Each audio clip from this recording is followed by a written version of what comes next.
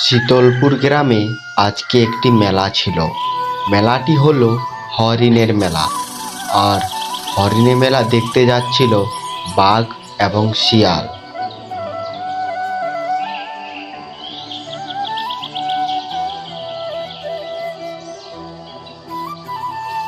মেলাতে গিয়ে দেখে মেলাতে তো কেউ নেই।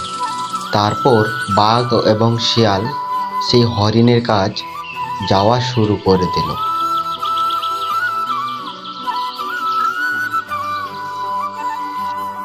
বাঘ এবং শিয়াল হরিণের কাছে গিয়ে দেখলো যে হরিণের খুব শরীর খারাপ। তাই বাঘ এবং শিয়াল সিদ্ধান্ত করলো যে হরিণের জন্য একটা ডাক্তার আনা দরকার। তাই তাদের গ্রামের ভালুক ডাক্তারকে তারা নিয়ে আসে এবং হরিণের চিকিৎসা করে হরিণ সুস্থ হয়ে যায়। তারপর তারা মেলাতে গিয়ে সবাই নাচ করতে থাকে এবং মেলাটি সবাই দেখতে থাকে।